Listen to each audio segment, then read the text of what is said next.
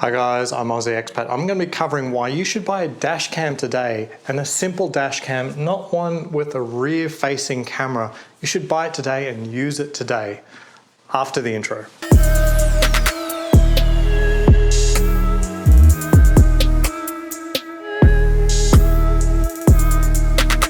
Okay, you're either in this video because you don't currently have a dash cam, or you've been advising other people to buy dash cams with rear-facing cameras. This video is for both groups of people, but I really want to emphasize to the people who are advising other people to get dash cams with rear-facing cameras to really think about that advice, because it's leading people to not have dash cams. So one of the big reasons why people do not have dash cams is confusion, mostly around why should they be getting the dash cam, what features it needs, and there's a lot of feature creep, and the dash cam manufacturers differentiate it from each other using different features that really offer no primary value for the use case of a dash cam. Things like GPS, rear, side-facing cameras, parking modes, and believe me, these things don't primarily help for the situations that really matter, and in the meantime, it's causing people to just delay. They don't know, oh, there's going to be a new one or something like that. I've been using dash cams since 2014, and I would not think about driving a car without one. And why? Well, why do I use a dash cam? Why should you use a dash cam? Why do people in general use dash cams? Why were they invented? Was it for curiosity? Was it for fun? Now, yeah, our dash cams on Reddit can sometimes be fun, seeing like a meteor crash into something or watching bad drivers. Now, it's ultimately, don't buy a dash cam because you're making a YouTube channel for, looking at bad drivers. It's not why you should get one. Crime fighting? Are you going to catch someone in an act? Like, maybe, but you're being a witness to that. It might be enough, maybe it's not. I don't think it's a strong reason to get one. Maybe it's noble, but you know what? When it comes to traffic and road laws and in general crime fighting, heck, there's tons of homicides that aren't being solved. I think homicide clearance rate, say for Chicago, is like less than 2% or something like that. So people are literally getting away with murder. So you're going to catch someone doing like a lane change without their indicator. This is not interesting. This is not a good reason to get the camera. Liability. In America and a lot of other parts of the world, insurance scams and liability scams are rampant. And even perhaps quote unquote good people will sue you if you get into a collision with them. And maybe they're justified, but maybe they're not, because you didn't do anything wrong and they're just blaming you anyway, just see if they can smear any kind of wrongdoing. Think about like an intersection. The situation that got me to get a dash cam was a guy who was driving across an intersection. He's waiting there in a Honda S2000. It's a young guy. He gets the green light. He slowly ventures into the intersection and gets sideswiped by a middle-aged woman in a minivan. It doesn't get more sort of classic picture. Young guy, S2000, middle-aged woman in a soccer mum van. And she blamed him, saying that he had gone through the red, and the opposite was true. Now, if you're a cop on the scene, you're not going to be able to refute that. You need evidence, and that's what the dash cam is there for. Without that dash cam, that guy would have been completely hosed with that woman saying that he's the hoon in the S2000, a sports car. So critical for defense. Think about green light, red light situations. Situations where, say, someone does a lane change into you. Oh no, you came out from nowhere. It was your fault that their lane change resulted in them, impacting your vehicle. Now, could it be used for offense, like prove that someone else did it?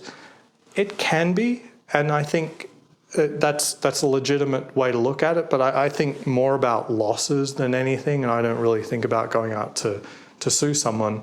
But it can be worth thinking about in the situations where you're the victim. I just said defend yourself when you're not, but also potentially on an offense perspective, you can show that you were driving normally, they impacted you, it's a matter of fact that you were involved in a collision, they did a lane change, you can show that what you were doing was correct, then, out of matter of deduction, in a civil case, it's just about probabilities, not beyond a shadow of reasonable doubt, you would likely be in a very good position with just a forward-facing dash cam in that situation. I'll go into more details in those situations, but yes, offense on liability is true, but I'm far more concerned about defense, not ruining your life for something that you weren't at fault for.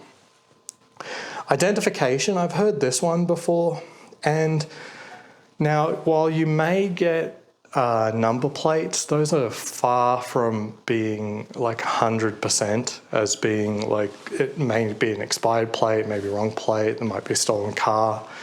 More importantly, a number plate doesn't identify the person. So it's really important that that person actually stops, gets out and identifies himself. And these are voluntary actions. Now, if you're talking about a hit and run in a criminal case, you might be sweet out of luck. While you may have the serial number plate, the cops just don't do that much work on this sort of stuff. And ultimately, you're not going to get anything out of it by being the crime fighter. So I'd say protect yourself, get a dash cam today, right? So why is forward-facing enough? Now, I've clearly, in the case of like forward-facing T-boning situation where you've got the green, clearly you're in the right. The main point of the dash cam, whether it's a situation where you do see the person actually collide with you, forward-facing, it's in shot. The most important factor is it shows that you were driving within your rights in a reasonable fashion and were not at fault.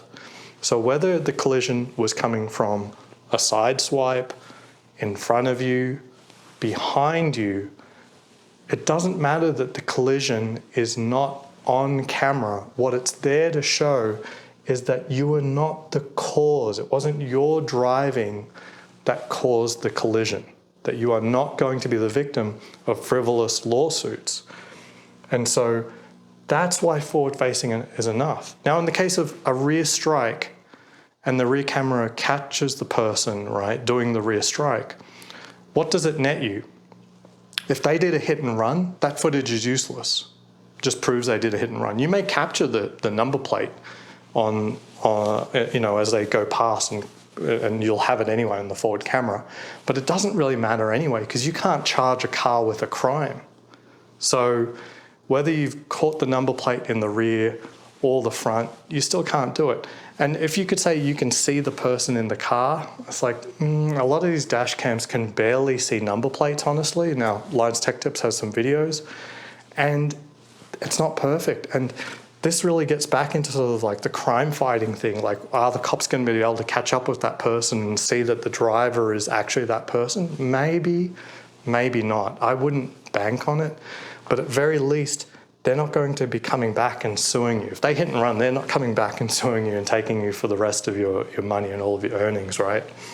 So that's what's key. Like, protect yourself today with a forward-facing camera. Now, if you want a rear-facing camera, you want GPS and these parking modes and stuff like that, well, have a think about that. Like, what does GPS do? Like, if the GPS conflicts with what is shown in the video, then clearly the GPS is wrong, and it can be wrong. So what's the point? Just show what's on the video. If your car is damaged while it's parked, say someone keys your car or something like that, or they put your door into it, even if you caught this person red-handed, there's not much remedy to it, honestly. There's not much. The only situation I've could come up with the rear-facing dash cam being a potentially viable, something that you wouldn't get from a forward-facing dash cam, is if you were reversing. So the forward motion of the car was actually in reverse, and then you strike someone, but you were not at fault. Like, you were doing a reasonable thing. I'm not exactly sure what that would be. Like, striking a pedestrian is not a good thing, but maybe they literally jumped out and doing like insurance fraud. A rear-facing camera would help you there. But I wouldn't stress about that too much. All these people who I've talked to who've said, get a rear-facing camera, they never came up with that one, right? So I'm inventing the good cause for you there, but this is going to be like a super tiny percentage of all factors. It is a real one, but it shouldn't prevent you from getting one today.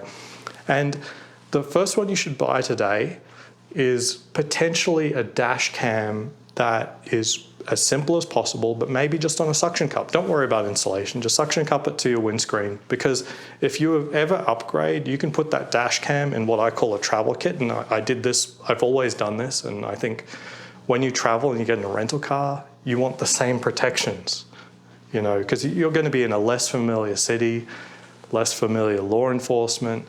You're going to want a dash cam even more. So you can downgrade that first dash cam that you have, make sure it's on a suction cup, and then do it. So if you just do double-sided tape, that's what I do. I don't think there's any reason to complicate it any further than that. So if you have any questions about dash cams, please put them down below. I love dash cams. I will answer all of your questions, but please don't let confusion and complexity and the need to have like every feature just forward facing, under $100, it'll serve you well.